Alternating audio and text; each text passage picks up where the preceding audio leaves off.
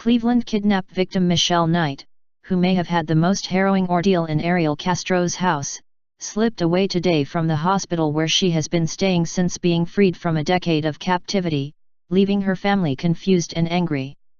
A spokeswoman for MetroHealth Hospital confirmed that Knight left the facility, but would not say where she went. Michelle Knight has been discharged from MetroHealth. She is asking for her privacy at this time, the hospital said in a statement. Earlier in the day, the hospital issued a statement on Knight's behalf saying she was in good spirits and extremely grateful for the outpouring of flowers and gifts. She asks that everyone please continue to respect her privacy at this time, the statement said. The hospital also said at the time that Knight had instructed the hospital that she did not want any visitors. That appears to have extended to her family, who Knight hasn't seen for 10 years. Jay Milano is a lawyer hired by Knight's mother, Barbara Knight. She went to the hospital and tried to deliver flowers to her daughter and was told that her daughter's not keeping visitors, the lawyer said. He said they found out that Michelle Knight had left the hospital from a news reporter. Milano says the mom was shut out of seeing her daughter and that the hospital stonewalled her while she tried to arrange a visit with her daughter. I talked to the lawyer for the hospital who told me, I don't know if she's here. I'll get back to you, Jay, Milano said. They then heard from the press that Michelle Knight had been discharged. Milano said Michelle Knight has lived through hell, and then, referring to her mother, added, it was hell for her, too. He said Mrs. Knight came up here to be with her daughter, to help her daughter, to hug her daughter, to help her heal, and she's been stonewalled right down the line. It's abhorrent.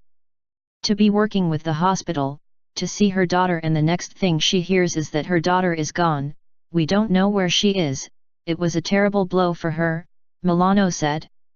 A spokesperson for the hospital said only that it stands by its earlier statements. Knight's grandmother, Deborah Knight, went to the home of Gina de Jesus today with balloons. De Jesus was freed along with Knight and Amanda Berry. Deborah Knight told reporters that she did not know where her granddaughter would go after being released from the hospital, but hoped she would go to De Jesus' house. Right now it's too overwhelming knowing she's released and possibly I might get to see my granddaughter again, Deborah Knight said. We haven't spoken to her or seen her. This will be the first time since she disappeared. Michelle Knight, however, did not appear at the De Jesus home.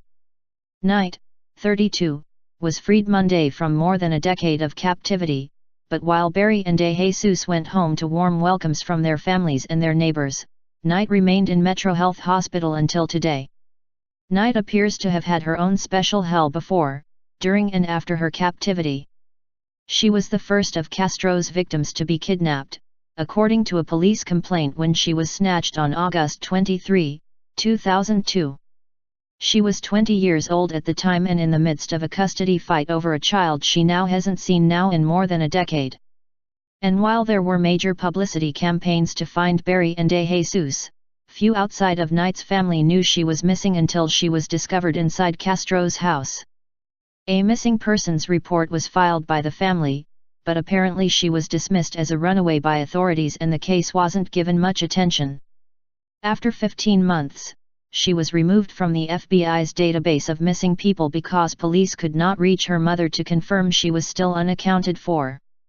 Her captor appears to have singled Knight out for particular abuse, according to a police report obtained by ABC News affiliate WEWS.